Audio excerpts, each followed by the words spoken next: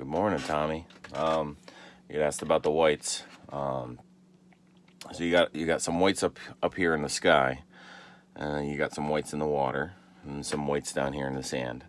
Some of the scrumbly whites that are up here in the sky, those are done with when I'm painting the sky and doing the wash for that. I'm actually painting around those white areas and not actually getting them.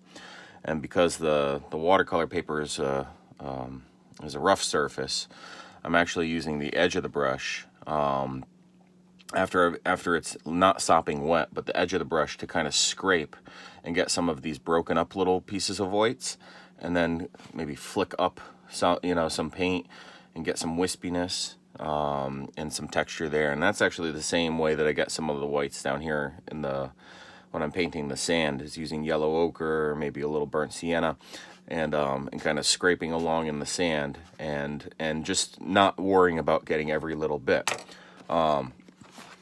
This is a trial of different flat brushes. Actually, this brush right here is this little template here, showing like what it can do. All the different variety of brush strokes, little tiny things and lines, straight lines that it can do straight lines. But this right here, these scratch patterns, this is exactly what I'm talking about. When you turn the brush on its side, you can see how you get like different scratch patterns. And of course, if the brush is drier, you get more white and less pigment. Now, to get the whites everywhere else, I used masking fluid.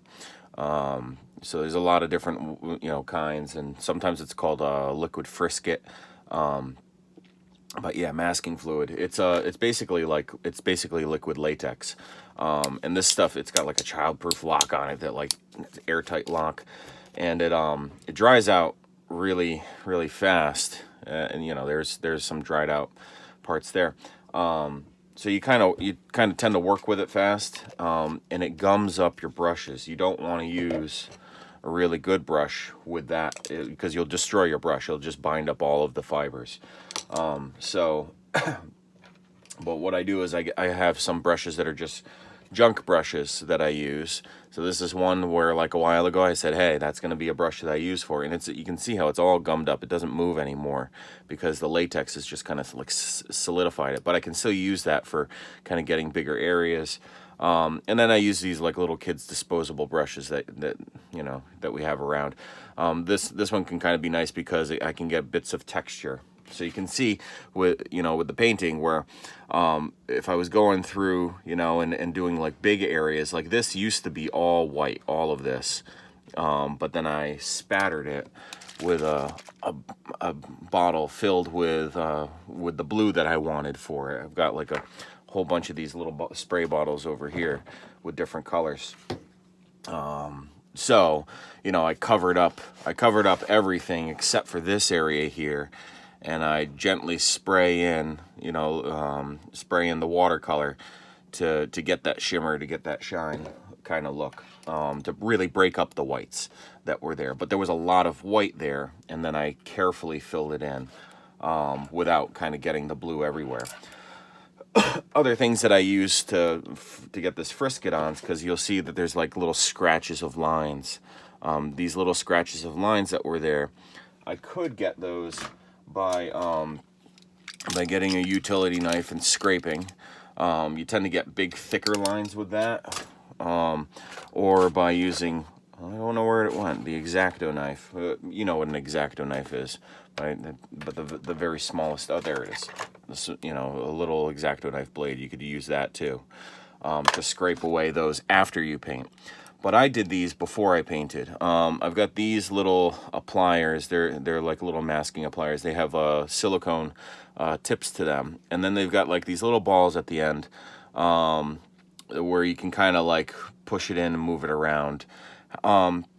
These are really easy to clean. However, I find really working in fine detail. I actually took a pencil sharpener, and the other side of this brush I just sharpened with a pencil sharpener, and I actually really like this wooden tip. If it gets gummed up, I can always just put it back in the pencil sharpener just a little bit. One little turn takes it all away. But it's it stayed pretty clean. And so I can really work in little fine details around the rocks and everything. So you can see how I get, like, you know, how I get some of these fine details. I got to keep dipping in to get all these little fine details. And then to maybe get some of these bigger swaths, how I'm switching to like just a different type of brush, and I'm planning this ahead of time. So I've got the sketch and I'm planning out where I want my whites. Do they end up in the perfect spot?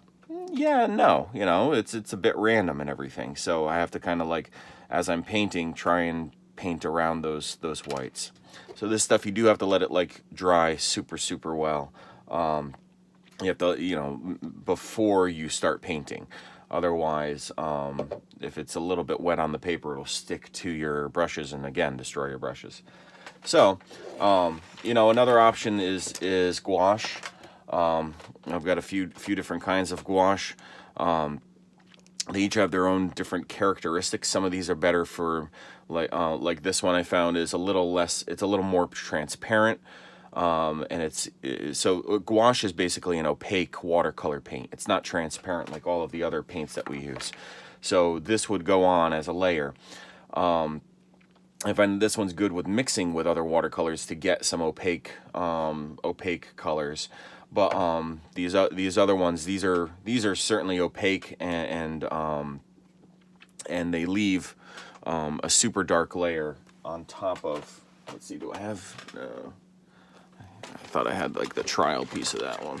No.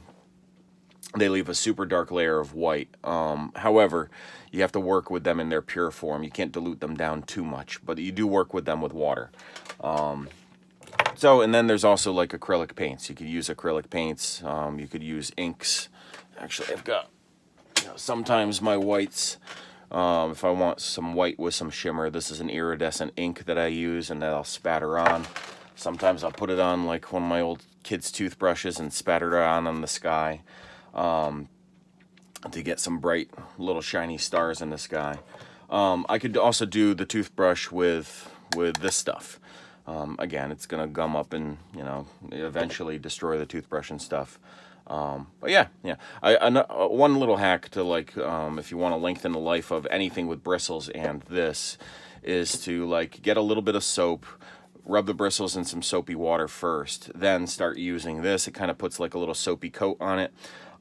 It doesn't seem to have any negative effects while you're using it, and then at the end, when you wash this off, it seems that layer of soap helps you get most of the masking fluid off. All right, there you go, Tommy. Hope that helps.